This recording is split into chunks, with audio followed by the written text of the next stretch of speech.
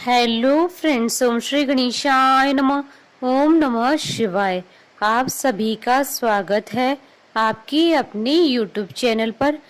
Friends, आज हम आपको इस वीडियो में बताने जा रहे हैं सोमवती हरियाली अमावस्या की पौराणिक व्रत कथा, सोमवती अमावस्या की कथा, हरियाली अमावस्या का शुभ मुहूर्त, महत्व, पूजा विधि और हरियाली अमावस्या के दिन किए जाने वाले उपायों के बारे में। फ्रेंड्स, वीडियो शुरू करने से पहले आपसे रिक्वेस्ट है, अगर आप हमारे चैनल पर नए हैं और आपने अभी तक चैनल को सब्सक्राइब नहीं किया है तो प्लीज सब्सक्राइब कीजिएगा चैनल को, साथ ही प्रेस कीजिएगा बेल आइकन को, जिससे नए वीडियो से रिलेटेड नोटिफिकेशन आपको तुरंत प्राप्त हो सके। और वीडियो पसंद आने पर वीडियो को लाइक और शेयर जरूर कीजिएगा ताकि सभी भक्तों को इस वीडियो का लाभ प्राप्त हो सके। और कमेंट बॉक्स में ओम नमः शिवाय जरूर लिखिएगा। सावन माह का प्रारंभ 4 जुलाई 2023 से हो चुका है।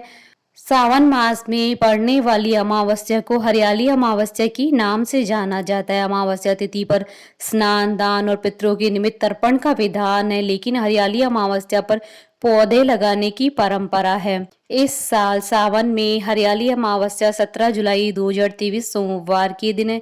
इस दिन सोमवार होने से यह सोमवती अमावस्या कहलाएगी।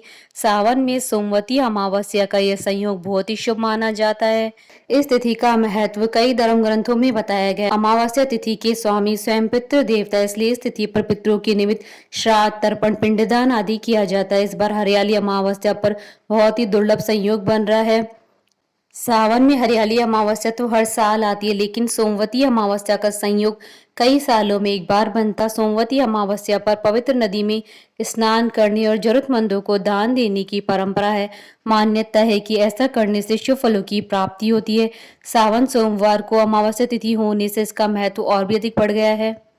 हिंदू धर्म ग्रंथों में अमावस्या का पर्व बहुत ही महत्वपूर्ण माना जाता है। खासकर सोमवार और शनिवार के दिन आने वाली अमावस्या बहुत खास होती है। सावन में हरियाली अमावस्या पर शिव पार्वती जी का पूजन के साथ ही तुलसी, आम, बरगद, नीम आदि के पौधे रोपने से देव और पितृ दोनों ही प्रसन्न होते हैं। सावन हरियाली अमावस्या पर पवित्र नदियों में स्नान के बाद दीप दान करने वाला मनुष्य विष्णु लोक को प्राप्त होता है। नारद पुराण के अनुसार इस दिन देव पूजा के साथ वृक्षारोपण करने से आरोग्य, संतान, लक्ष्मी की प्राप्ति होती है और काल सर्प दोष, शनि दोष और पितृ दोष से छुटकारा मिलता है।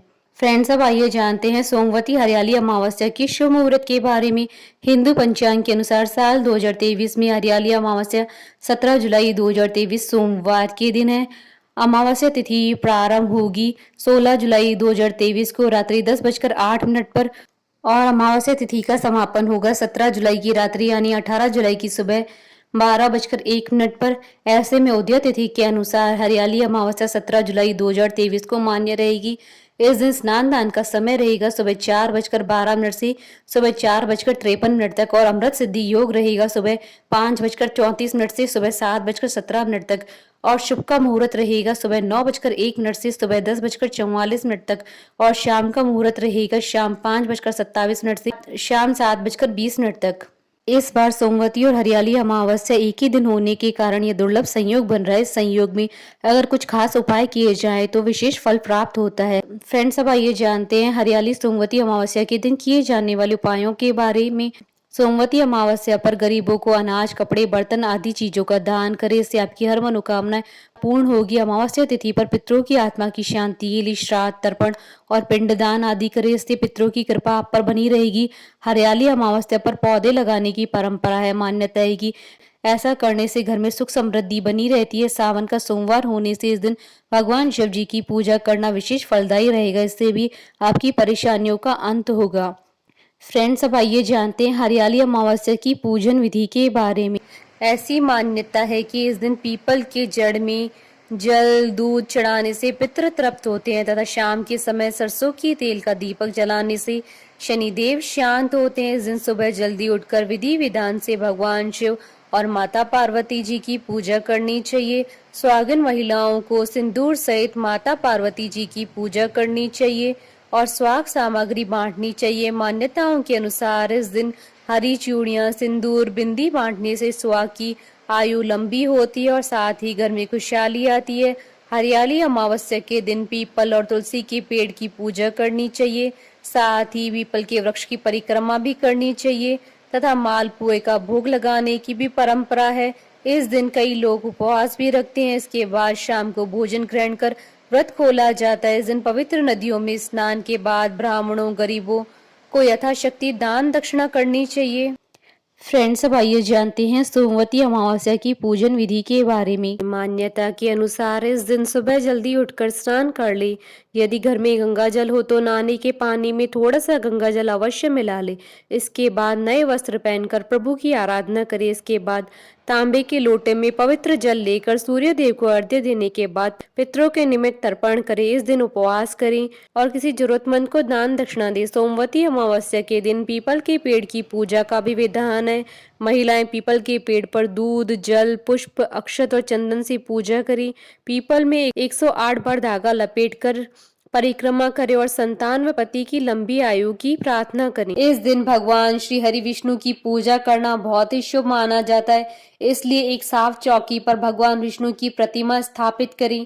इसके बाद उन्हें चंदन का तिलक लगाएं और उन्हें पीले फूलों की माला, पीले फूल, ऋतु फल आदि अर्पित करके उनकी पूजा करें। भगवान विष्णु की विधिवत पूजा करने के बाद सोमवती अमावस्या की कथा पढ़ें या सुनें और भगवान विष्णु की धूप व दीप से आरती उतारें। इसके बाद भगवान विष्णु को पीली मिठाई का भोग लगाएं। सोमवती अमावस्या की कथा। पौराणिक कथा के अनुसार एक गरीब ब्राह्मण परिवार था। उस परिवार में पति पत्नी के अलावा एक पुत्री भी थी। वह पुत्री धीरे धीरे बड़ी होने लगी।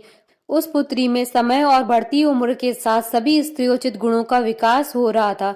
वह लड़की सुंदर, संस्कारवान व गुणवान थी, किंतु गरीब होने के कारण उसका विवाह नहीं हो पा रहा था। एक दिन उस ब्राह्मण के घर एक साधु महाराज पधारे। वो उस कन्या के सेवा भाव से काफी प्रसन्न हुए। कन्या को लंबी आयु का आशीर्वाद देते हुए साधु ने कहा कि इस कन्या की हथेली में विवाह योग्य रेखा नहीं है।